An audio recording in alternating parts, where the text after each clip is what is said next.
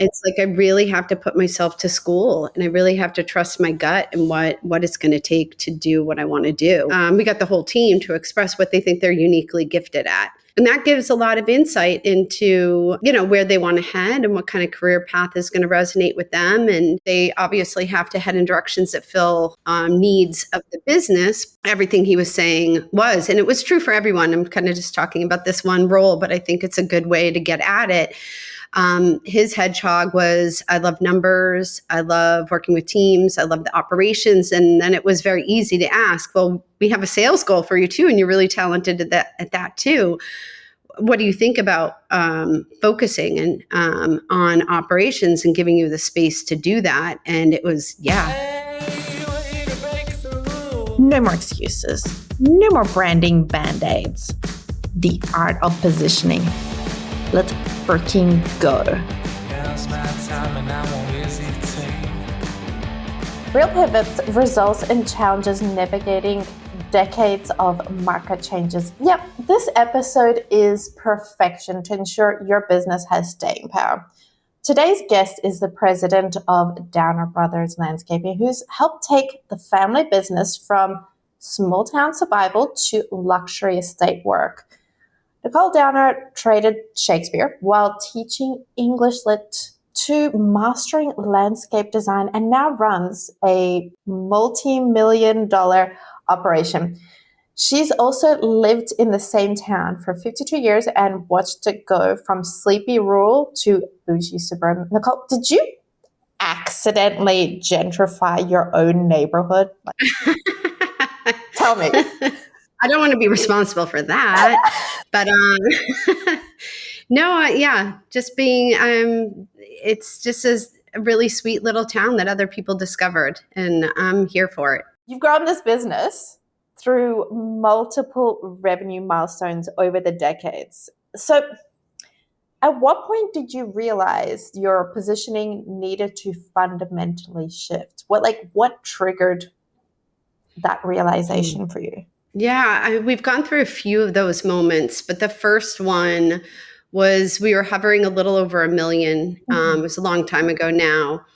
And we were finding for a long time, we could add more equipment, more crews, and it grew our business effectively and grew our profits along with growing the revenue. And then right around at 1.2 million in there, all of a sudden that wasn't working anymore. We were throwing more and more hours at it for about the same money. And we had this moment where we were like, we need to decide whether we're just going to be a small niche boutique-y company or we're going to blow the roof off of it and grow it. And obviously, we chose to grow the business, and we worked with a consultant. We joined an estimating software company called LMN that helped us really know our numbers and really help us recover all of our expenses and really know our business at a higher level, have data to accompany every task we did. And so that was one big pivot. And then I think we're in the throes of another. There's this thought pattern in our industry that there are definitely hills and valleys in that growth pattern. And all businesses kind of follow that. And around 1 million is one of those where you should have an operations manager. You should have all of that. But anyway, so we'd always invested in equipment and people, and we were always able to kind of watch our team and kind of manage it. But then it got too many people. And then all of a sudden our systems didn't work anymore. And all of a sudden, all of our skill sets didn't work. It wasn't going to help us. So we really had to implement some big changes in order to kind of grow up as a business. So that was that first hill. Then around 3 million, you kind of get to another, and you have to start developing your middle management team and add more layers of people who have eyes in the field and managing projects. And then I would say around the $5-7 million, another big milestone where now you have to be a data-driven business, and you have to be looking at metrics daily, because you can't wait for month end, because a lot of things can go sideways and you can lose your shirt and have to lay someone off or something terrible like that if you're not really data-driven and kind of looking at that information. Yeah, so I don't know if that really answered your question. You kind of Oh, just got me thinking, absolutely. brain of Yeah. thought. So No, that all got me good. thinking. I was like, so you mentioned in terms of, okay, so like you built the team. Did it get to a point like that there were too many generalists on board and you had to like almost build it into like specialists, or is that part of the automation now? No, that's like a really interesting question because, initially we wore all the hats. Like, I've worked every job in our businesses. I've had to like reinvent myself multiple times. And for a long time, you have to wear multiple hats. You have to be operations and sales. You have to be finance and HR. You have to be sales and running the business and, I don't know, doing the marketing. And so you have to be these people, these unicorns that can do a lot of different things, that generalist that you're talking about. But then as you grow, some of the luxury and also the challenge is that now you need people who are truly specialists and, badasses in that niche area, really focusing your controller on just the financial, just having your operation manager live in metrics and data and the operations and not be wearing multiple hats. And that's where we are right now, is really trying to take hats off of people's heads and create the roles that need to be there in order to allow, that level of focus. And some of that is, you say goodbye to people over the years too, because the unicorns you needed at one point in time aren't necessarily, they don't have the interest to kind of go deep into one area. They kind of like the variety, or maybe that's just their level of depth in the areas. They can be generalists, but they can't be experts. And then another interesting thing we've done is we've hired a fractional CFO, which is a concept that I've known about for maybe 5-6 years, but being at that point where we have the opportunity to have a fractional CFO on our team, and it's pretty amazing what that has the potential to do for our business and the metrics it can give and things like that. It's almost been like, okay, reevaluating, where each team member is at and like where they match in with their goals, and it's like very much looking at what are their maybe individual goals as well and what that looks like. And okay, so this is their expertise and this is like their goals. And if that aligns with where you want to be and where you want to go as a business. It's funny, like we just implemented these 1v1 meetings recently to give us space with each of our divisional managers or different managers on our team. And just had the courage to have some of those conversations of like, what are your I help statements? Like, where do you want to go? And, in the past, I might have said like, ooh, this person who does operations for us he also want to be in sales. If we take away the sales, is that going to be soul crushing? Will we risk not retaining this talented person?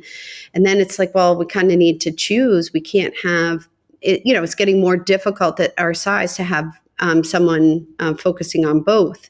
And that's given us some space to have those conversations. And the truth of the matter is his high help statement was he wants to focus on operations and wants the space to do that. And I don't know, it's just interesting as you manage people and you get more comfortable with managing for a long time, it wasn't peer level people, but being amongst a group of peers to learn to have those more what seem like difficult conversations, but have them and find that alignment.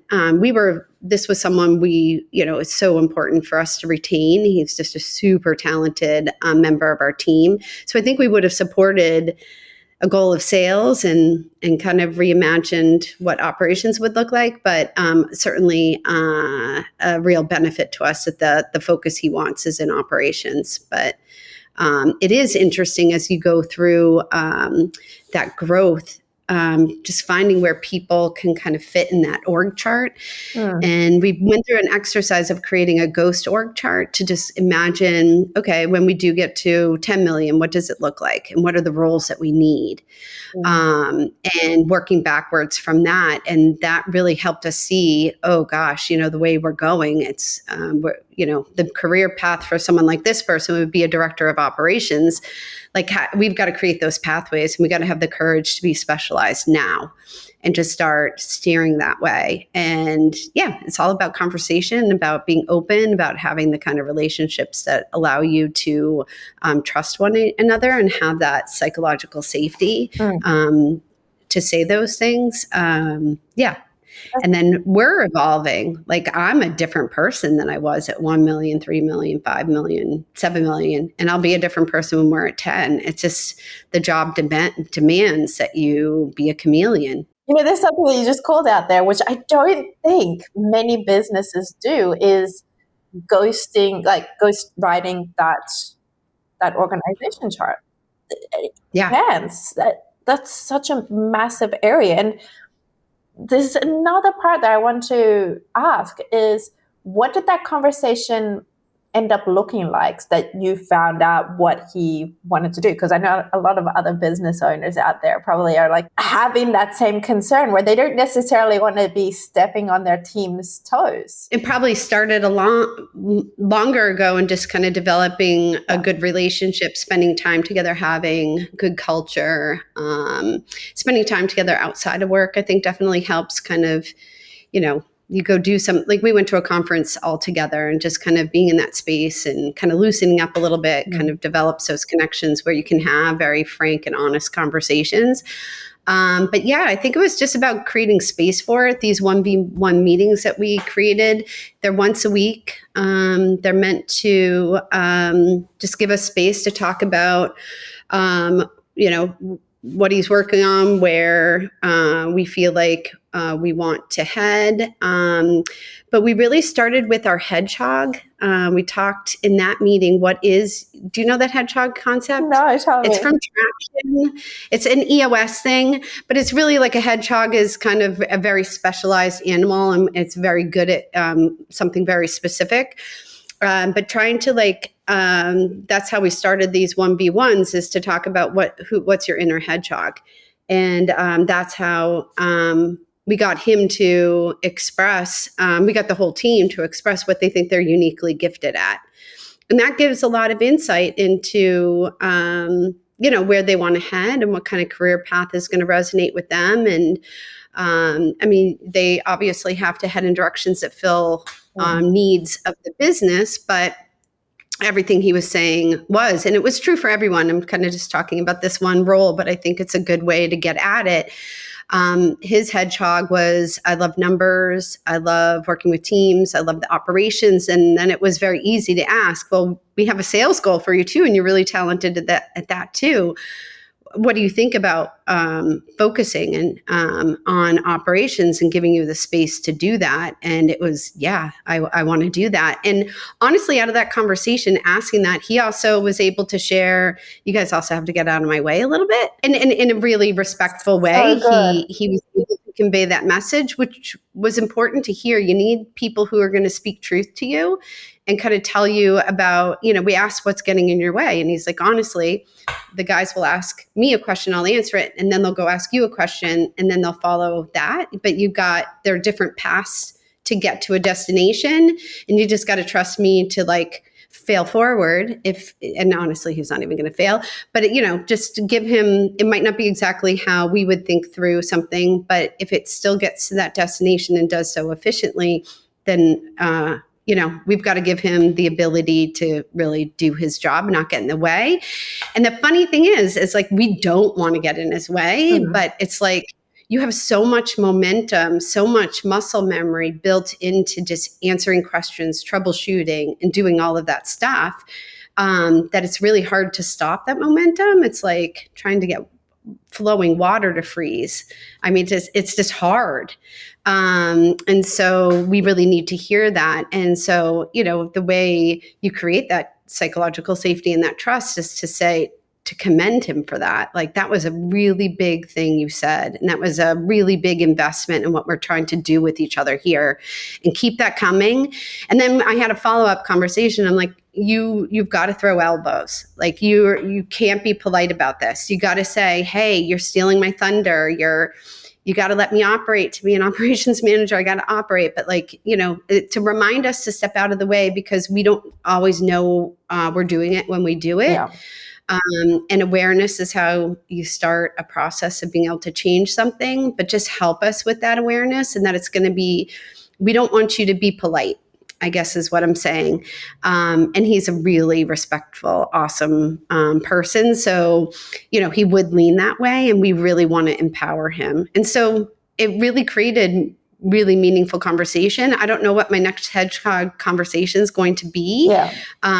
They kind of took on a life of their own from there, but I think there will be more questions that are really conversation starters like that help us kind of get to, I don't like talking about symptoms. I like getting to root causes. And so finding that magic, and it's not going to be an every week thing, but there will be milestones across the year where we ask those really provocative questions that get us talking about what we need to be saying to each other. So you mentioned milestones there. What are those milestones? And looping back to, the points where you've had to pivot and adjust, are there like specific warning signs that come up during those milestones, or like are there other kinds of warnings that, because you mentioned like 1 million and then 3 million and like 5 to 7 million is like these points, were there like warning signs that came up maybe during those kinds of conversations or elsewhere? I have 4 kids. My husband and I run this business together. Yeah. And a lot of it just has to do with imbalance in our own lives. So like, there's got to be a better way to do this.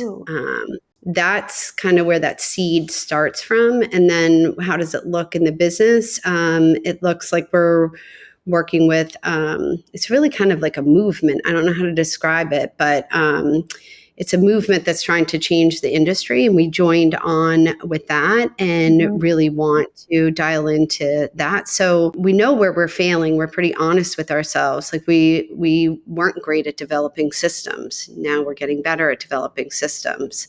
And systems are how you scale. You can't scale without them. So I would say the first symptom is that I'm working 60, 70 hours a week. There's something wrong here. We're running in circles rather than developing repeatable processes that can help us scale our business. Or I've made it so complicated, I can't delegate this to someone else. I need a pathway. I need an SOP. I need process around this, and then anyone can do it. But the problem is, like, when you are young and smaller, at least in our industry, I would think other people would relate, is that what made us good initially is that we could troubleshoot really well. And so that's anti-system. A system is, you're not trying to work your way expertly around every obstacle to kind of create the most efficiency you can. Systems are, this is a system and how it functions, and it's going to win 80% of the time. And we don't care about that 20% of the time where it's not going to win. I mean, those percentages are entirely made up, but you know what I'm saying? And so it's like, God, like it always, I mean, sorry to have it be like so me focused or us focused, but it really starts with this feels crazy. We've got to knock some of the crazy out of this and make it better. And that systems initially in that $1 million, it's more people, it's more managers, it's more eyes, it's more people helping. And then it becomes, we need systems for these people to be able to help. And without systems, it's powerless. I feel like sometimes, like the guy I was talking about before, might be like, all right, well, how do I come up with the solution that my husband Chris comes up with all the time? Like, how do I think like Chris? It's like, no, that's like doing this and seeing which way the wind's blowing. It's just not a good way to be learning, because every circumstance has a different way to problem solve. And instead, moving to a system, it's like, no, this is going to win. I don't know, I made up 80% of the time, but I like 90% of the time sounds better. Yeah. The system is designed to help us succeed. And so if we follow this format, follow this system, anyone can do it then. It's not based on market feel. It's based on square footage pricing or production rates. You know what I mean? It's like kind of leaning into those kinds of things makes a huge difference, and then allows anyone in the seat to be able to function, who has the skill sets to be able to function in that role. Then there's that balance, right? Like, how do you find that balance of being, everything's automated, and to keeping that advantage that you mentioned that you guys have, which is that, that ability to quickly pivot, to have that sense of creativity, etc. I mean, it was fun to be small and nimble like that, but now it's just different. It's like your creativity is expressed in different ways. But that's what I was talking about earlier about like reinventing yourself. Like if I brought out the stack of books I read this winter to kind of be ready for the challenges of this season and what I was trying to do this season, you would find it funny. Yeah. It's like I really have to put myself to school, and I really have to trust my gut and what it's going to take to do what I want to do. And my role, I think, has changed a lot. I've worn a lot more hats. I'm more hats than anyone else, I think, in my business, including my husband, because this woman, Angie, who has worked for us for a very long time, really like trusted teammate, really grew the business with us. She always describes me as this chameleon. And I've hired myself many times. And that's been a great joy because I was that generalist. I was that unicorn. And to hire someone who's actually really good at accounting, like our controller, is like, hell yeah. That wasn't my joy. That was me filling a role that we needed that we couldn't afford to hire for many moons ago. And so I can become that person for a minute. And I got training and I got a lot of stuff in order to get it off the ground. But I don't know, we were talking earlier about like what it means to be an entrepreneur. And there's the CEO of NVIDIA, I don't know his name, but he had one line that I really loved, is that the entrepreneur, most people look at a problem. I'm not going to quote it properly, but you'll get the gist of it. Most people see a problem and think, oh God, I don't want to tackle that. But the sickness almost of the entrepreneur, I'm going to put that spin on it says, how hard could it be? These systems that you mentioned, that's what I find when I'm talking to other business owners, where they get stuck. They know they need these systems to scale. They're involving themselves in there, but they end up implementing that so heavy that their distinction gets lost and the underlying issues in their brand perception come to a head. Right. So that's an issue that's led me to build out that free brand health check that diagnoses exactly what's working and what isn't. Unclear differentiation, misaligned processes, or outdated messaging, plus immediate things that you can go and fix straight away. So you can grab that access from the show notes. Looking back to the positioning and pivoting mistakes, what do you think that what are the mistakes that you made along the way, and what did they teach you? I would say definitely when you're kind of growing up. So my husband started this business when he was 8. His brother was 10. And they'd ride around neighborhoods on skateboards behind their mowers, the self-propelled mowers, and they go house to house. And then someone asked him, hey, can you remove a shrub for me? Can you plant this for me? And it just kind of grew from there. And so that like serves you well for a long time. You're just like grabbing new service lines and you're building this beautiful company that is full service. But then you can get really ADHD and be chasing down. Like we did a project this year where we built a deck. That was a challenge for us. It was not something we could figure out, and we did well, and we were willing to experiment with it, and it came out great in the end. But it was a bear, and it was a challenge, and it was not financially successful. But sometimes you can lose your focus on do what you do and do it well, and I think that's like a good example of that. I feel like at this point now, it's like stay focused on what we do well. And just be the best at it in the region, and things are going to work out. But I think we like new and novel things, and we find those things exciting. So it's like, I guess maybe like finding the focus. But I feel like I lost a little bit of your question there in kind of going down that road. But you definitely got one that I think really comes up a lot in terms of mistakes, even from the get-go of the business, the shiny thing syndrome, right? Where it's like, yes, Shiny object. It's Yep, like, we use that oh, term. we should do this, or oh, we should do Yeah. that. And then you're like, Right. oh, wait, this is taking me way off field, or like it hasn't been that successful because it's not what you're known for. And we lose sight of that. We could get into interior tiling and, there's a lot of things that we could do, but it's like, I don't know, does it translate? We're used to being outside, what does it mean to like work indoors and all the, and is it a valuable use of our time? So I'd say one thing is just like staying focused and having a plan and not falling for the shiny object has definitely been something we've worked on. When you start hiring a management team and you don't have a management team and you're asking people to create and occupy roles, that's a really big ask. There are a lot of people who can do a job if it already exists, but it's like a rare person who can come in and create a division or create an entire role. And so our hiring process, I think, initially wasn't great. And, we've created leadership pathways for promising, smart people who aren't quite ready for the role, but you present a career path for them and pay them like they're an apprentice at a higher level.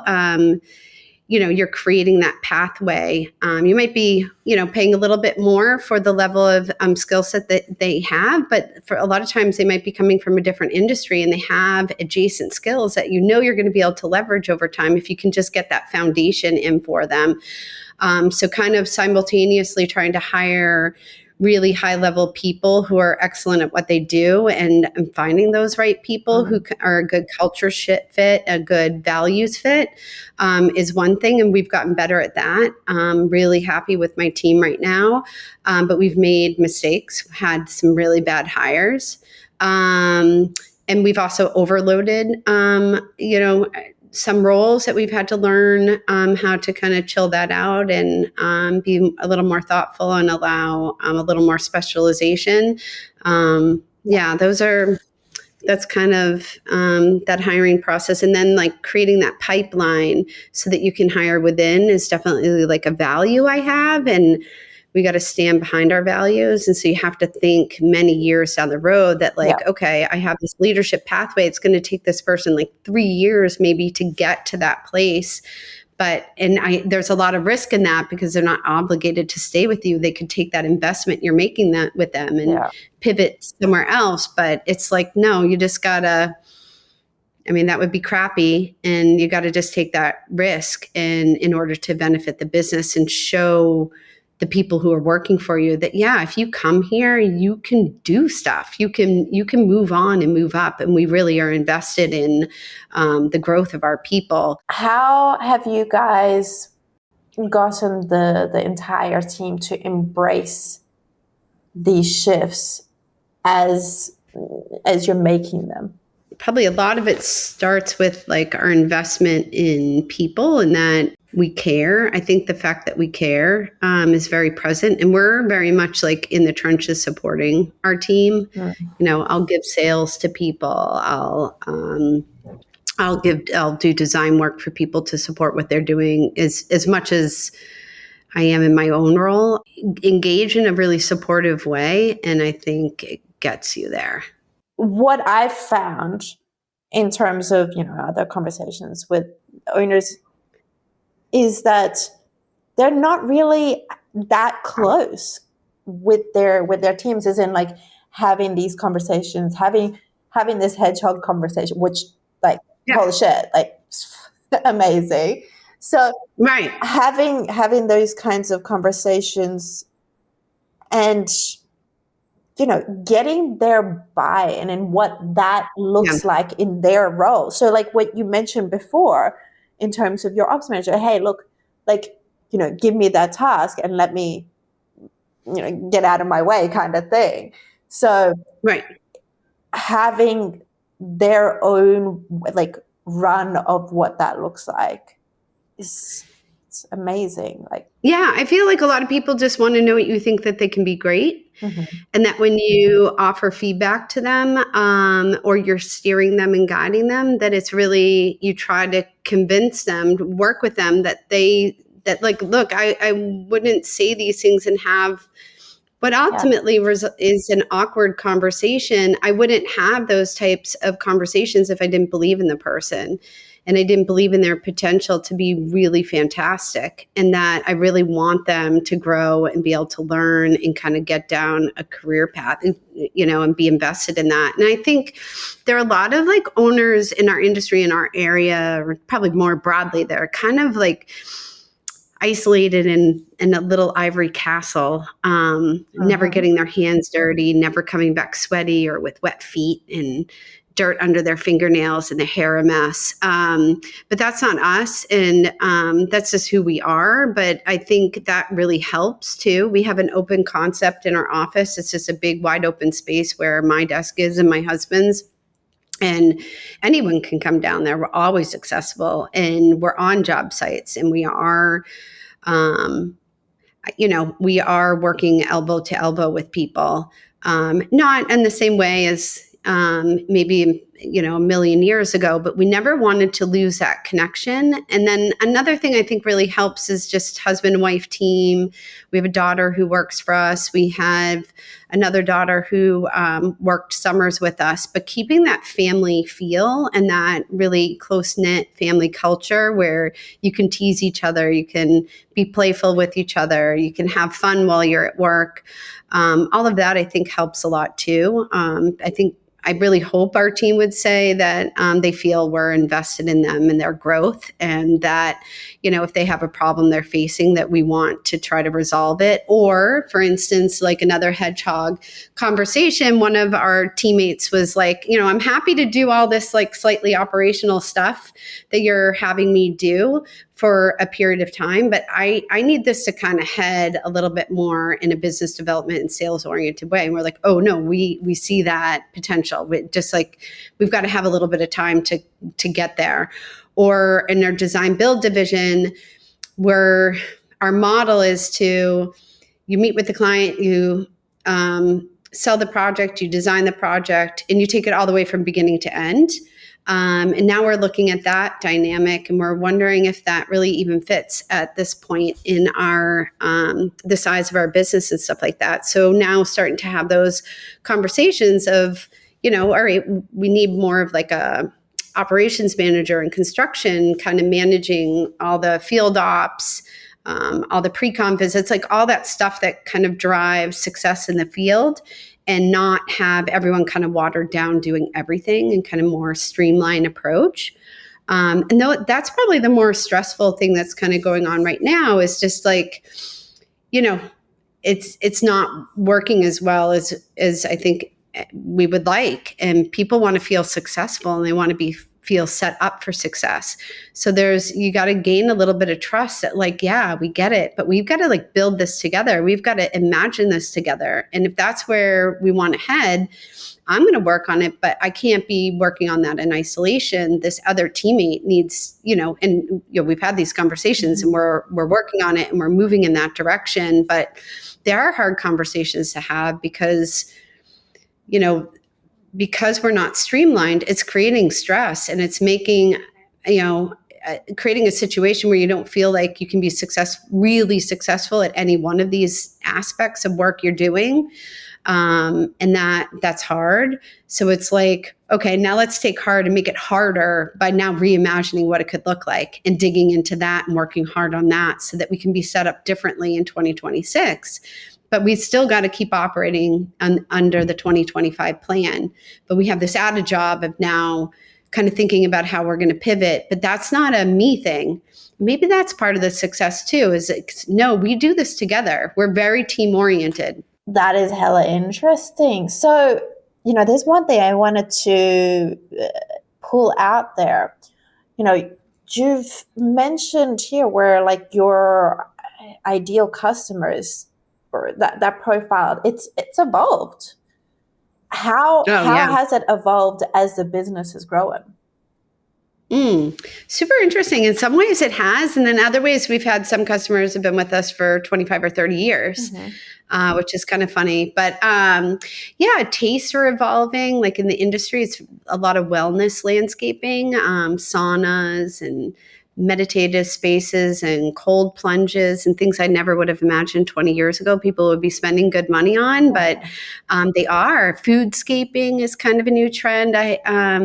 Creating spaces where they can grow vegetables and stuff in their garden. I think a lot of that was born out of the pandemic. A lot of people started seedlings and, just getting into kind of more cottage industry type work at home, the DIY stuff. I would say landscaping in a way is an expression of wealth and style. And I think I think that's grown more important over time. And especially as this area has become a little more affluent over time. Like I said, it was kind of like an old money kind of mixed socioeconomic town when I was growing up, a little bit more like farmy, a little more rural, and it's now become more of like a Boston suburb. And the demographics have changed. The homes have gotten bigger. The landscape have become grander. People want, because it's really busy professionals who work a ton, their connection to the land is just different. They're not mowing the lawn at night after work anymore. People are coaching their kids and are going to club lacrosse on the weekends. They're not spending time weeding their gardens. So they need a lot more support. And I really think they value their spaces where they gather with their families and where they have their barbecues or their bridal showers or their baby showers so much more than they did in the past. And I think especially the pandemic changed a lot of that because we could only gather outside. And I think that's going to stick with us. I really think people don't just want a home with rooms. They want an outdoor space with different rooms. And I've always viewed our role as inspiring a love of the outdoors, one project at a time. It's really one line that I've always said that's what we're about. I really love being outside and really such a grounding thing. And I think that's grown more important to people. And I found people more interested in horticulture and things like that too. And it was a lot of hardscape for sure. Outdoor fireplaces and outdoor kitchens and things like that. And that's actually merged over to like the millennials are a little different. Millennials don't value home ownership like we do in my generation. And it's almost seen as inaccessible and just kind of passed over. And so a lot of them, we do a lot of work with like luxury apartment buildings, and it's the same things. It's the dog parks. It's the outdoor kitchen spaces. It's the spaces that communal spaces where people can gather that are really, really valued. So it's really interesting. I think the pandemic is really a catalyst of a lot of change that has really benefited our industry greatly. Again, I don't see that frequently where, being honed in on what is going on, like, and adapting what is going on culturally, what is going on generationally, what is going on in terms of the overall taste, because they do evolve, but it's not going to be like completely drastic. So how did the sales conversations and pricing have to evolve to adjust to this new market? Yeah, we're always studying the trends and then really trying to market according to those trends. So if you were to search dog parks or outdoor sauna, we want to pop up. So we definitely study the trends, and industry conferences and stuff like that is a really good way to kind of look at what those trends are and participate kind of broadly in the industry in that way. But I would say a lot of it just comes from just listening to our clients, and we've always been a very like client-centric company. I think I'd said earlier that the way I'm in sales, and the way I view myself as a salesperson is I'm a helper. We've always been tried to view ourselves as every client is a best friend, and we're really trying to advise that client. So we really listen to what they want to do, how they want to use the space, what they want it to look like, what kind of materials they want to use. And so I think a lot of like kind of understanding the trends is just being really disciplined to listen to our clients and really allowing their goals, wishes, and wants to steer where we head. And then just having our finger on our pulse in what the trends are and being able to make suggestions and recommendations. Like plunge pools are really cool. And there are a lot of people who, don't want to take on a gigantic pool project, and don't have a lot of space, for instance, but kind of being able to know that industry trend and talk about a plunge pool. So it's always evolved into some sort of like a consultative sales approach where that matches into that prestige, that elegance, that level that they're also looking for. We certainly do a lot of pavers, but we're more high-end paving. And then moving into natural stone for many years now, into bluestone, fieldstone walls. There's just a lot of doing veneer and things like that. Just keeping building those skill sets. And, we like, as much as I love the high-end work, I'm just as invested in doing a small Goshen stone patio for 8x8 patio for a client who just wants a restorative space to look at, a spot where the eye can rest, a spot where maybe someone could have a cup of tea or something like that. Those projects feel very intimate and personal and meaningful. I can get behind those just as happily. But we've definitely trended more towards higher end materials. The higher end client likes stuff that tells a story, like reclaimed granite that has the drill holes. It might have a history where it used to live in Portland or Boston or be part of some historic area. People find that interesting. Or Goshen stone's really interesting. The trend to be by local and native materials is really interesting to people, and I think it's interesting to me as well. But Goshen stone's right here in Goshen, Mass. So locally sourced materials is also an interesting trend. There's always a little bit of the new, and there's always something fun that just kind of spices it up and keeps it interesting again. You've mentioned, this great focus within the team and even, to customers about that relationship focus. And then you've also mentioned, bringing in automation, adopting new technology as you have done with AI, etc. How are you balancing that new tech, the new automation, and that humanness, this connection? I know it's really hard because we're a family-run business, and you want to feel like this mom and pop, and it's really important to us to always feel that way. It is difficult, and I think some choices like keeping that open concept for our team makes it feel that way, but being present on jobs and interacting with people and just being really deliberate about how you want clients to feel when they call in.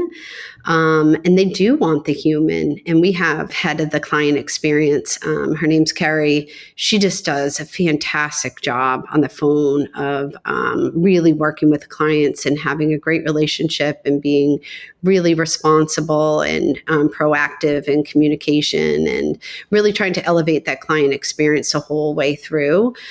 So they're places where automation is good. Like we have a portal where you can pay your bills and you can view them. We have, other systems like that are really great. And they create a lot of automation for us. But that human, you have to have human in the spots that really matter. And I think that's been really, really important. One client who, she was making a decision, she's a very high-end client, really really interesting taste in plant material, really high-end taste in plant material. And I knew I was kind of very busy, high-powered doctor. So I knew I couldn't get her to the nursery to go and walk with me or do anything like that. So one of the things I did was I put on my Ray-Ban, I had those smart glasses. Yeah. And I took a time video while I toured the nursery, and I knew I was running into like some problem that her husband was not part of the conversations, but was, I think, a little bit worried about, hey, the time of year, there's not going to be good material. I didn't know what the problem was for sure, but I just felt like, okay, I need to somehow efficiently use their time to help them make these final decisions that they have by actually having a feeling like they were at the nursery with me. So I took a ton of video, and I don't know, that technology is so cool. Like when you click the glasses, it's very like drone-like as you kind of move your head through a space. So they were able to see intimately all of the plant material that they were potentially going to have on their property. And I used a program called Synthesia to create a video for them where I presented that video that I took in the field.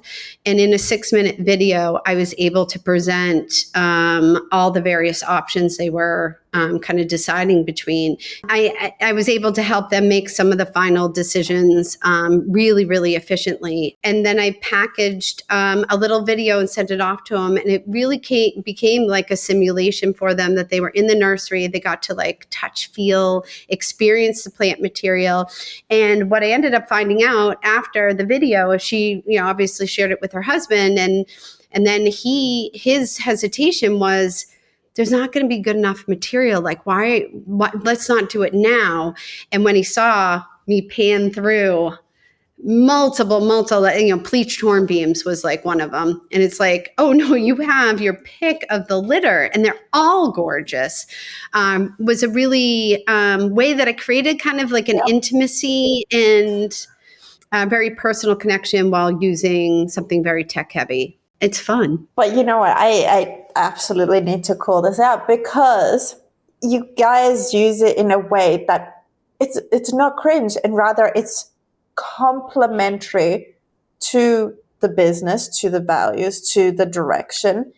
Even, for people who are listening, before I reached out to Nicole, I was looking at the website and saw that there's one page where there's like a podcast. I was like, oh, wow. So they've got their own podcast. And, I started listening. I was like, oh, this is perfection. So without needing to go and, set up the whole podcast and do all that just for like a single episode to, tell people about what it is that you do, you got, AI to help with that. And it doesn't detract, because I know I see a lot of businesses, they see AI, they see technology, and they're like, we must have this, we must include this, and not check that it aligns with their business, that it aligns with the direction, that aligns with the customers, like the people who are actually working with you. So that glasses idea. Yeah, super fun. Yeah, they're really cool. Testing out until you find things that build that trust. So like, say, for example, that your example with the glasses there, right? Like, there are ways to build that trust. And I think from what you're saying here, it's like keep testing to find the way that best fits where your business is at, where the direction that you want to go, to build that kind of trust. And if you're creative and you keep it personal, I mean, I think what you were talking about is like when people use AI and make it very robot-y and very impersonal, and then people are just turned off to it. They're like, that's not what I'm here for. And they feel like set aside and like they're not important. As long as you keep the client and your team center stage. Like we use that AI to do all of our safety talks, and it can talk bilingual. So it'll be my avatar, and first I'm speaking English, and then I'm speaking Spanish or Portuguese with a perfect accent, and in the countries that my people are from. Because Guatemalan Spanish might be a little different than Spain or other countries. So it's super powerful, but I guess maybe the spin, I've never really thought about this, you're making me think about this, but like maybe part of the success is using technology to continue with that authentic message you have and that personal experience that you're looking to provide, where you do keep the client and your team. And I will say the team has to be central as well, at the center of everything you do and kind of guiding how you do it. It can be really powerful. But I agree with you. If you just kind of dive into technology for the sake of technology and for the efficiency and only think about the company and your profit and the, what that will create, and kind of don't think from the client or your team's perspective, everyone's going to feel it and the heart's going to be out of the business and people aren't going to buy in and invest. Yeah, I mean, especially at those points later on when you're like wanting to scale 10 million plus, right? Like the distraction becomes the money, the investors, that side of things, where you lose out on that deeper connection that you're talking about there. I don't think I did that with any real thoughtfulness, honestly, but just kind of having that discipline to make the technology maintain a very human personality. So good. So there is one question that I ask everybody that comes on board, and that is, what is the one social norm that you want to push back on? And it doesn't have to necessarily be about anything that we spoke about. A norm in our industry is to treat people like they're expendable and like they're a widget in your business to profit off of. It's not an industry that's super people oriented. I think that's starting to change because it's harder and harder to find good people. But that's never felt right to me. I've always felt like if they're part of the family, they're part of the team, they have value and they should be treated as such. And there should be career pathways for them, an opportunity and a way to help them and not churn and burn people. But I think our industry does some of that. We're not an industry that has apprenticeships. We're not an industry like that, although we're in the trades. And so I've never viewed our people that way. And I think it's benefited us to not be that person. Like I have a guy who works for me who's worked for us for 24 years. And there are a lot of people who are like 15, 13, 12, 10. The longevity we have in our team, for me, it's, we're a team and we're building, and to kind of churn and burn through employees, you don't get that layering effect of, all right, now the next year we can build even stronger. We can add the next story to this building we're building. People count. Like we're about our people as much as we are about our clients. And to help people enter the middle class, to be able to own a home, to be able to send children to college, to be able to own a car for the first time. I mean, I'm sorry, but that's meaningful to me. When I look back at the end of my career, that'll be what matters most. Your employer of a pretty big company knows your name and cares about you and your family and wants you to be part of the success story that we go on together. And I'm willing to get paid less to do that. I'm willing to develop programming that allows people to get trained and move up within our company. And all those things are expensive, but that to me is the way things should be. And the spreadsheet's important, data's important, but if we're not going there together and we're not lifting up other people in the process, and I don't know, you've spent your life doing shitty things. Thank you so much, Thank Nicole, you. For going, deep into the journey with Downer Brothers with me today. And to you, my badass listener, thanks for tuning in.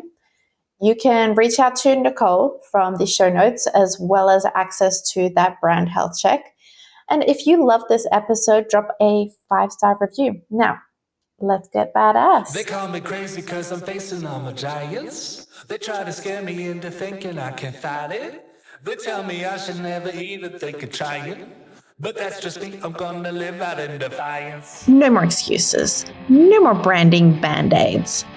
I mean, I am glad to have this space where it's just like no people. Right. Okay, yes, the road is literally just down here, and I can hear everything, Yeah. but the microphone, it solves that whole issue. So nice. So it's rainy there in that case, you mentioned. Yep. Do you guys have like, this is gonna be a weird question. Do you guys have like umbrellas like attached to people like as they That go is a out weird and work? question. No, we do have rain gear, like almost like lobsterman rain gear, where it's what do you call them? Overalls, and then a coat that goes over with a nice hood, which makes working in the rain work. But on a day, you can make more of a mess than you're actually benefiting clients if there's enough rain. So, Oh no! right, very weather dependent industry. So now I'm envisioning, like, maybe I've watched too many of those series where like those guys go out into the middle of like the crazy ocean, and they're like fully, okay, so it's that. Oh yeah. Kind of think of if you watch The Deadliest Catch or something. Yes. Yeah. Yes. Yeah, exactly. Same outfit. And actually, like Grundens is a really popular lobsterman or like Alaskan king crab fishing gear. We buy some of that same gear, or a knockoff of a similar gear. Yeah. Okay, got it. Just in case, like, anybody had, like, this question, they could just wait until the end. Anyone ask that question, you've got the answer now. Took my job description and shrunk it down for one magical day that just feels wonderful. It really is pretty awesome. Feels like being a kid again. Oh God, that's so cool. I love that. Yeah. Oh my God. Okay, so real pivots, results, and challenges navigating decades of market changes. Son of an Arabian goat. Let's do that again. I know you can do better. Okay, not just me being attacked by a random insect. That is the art of positioning. Let's freaking go.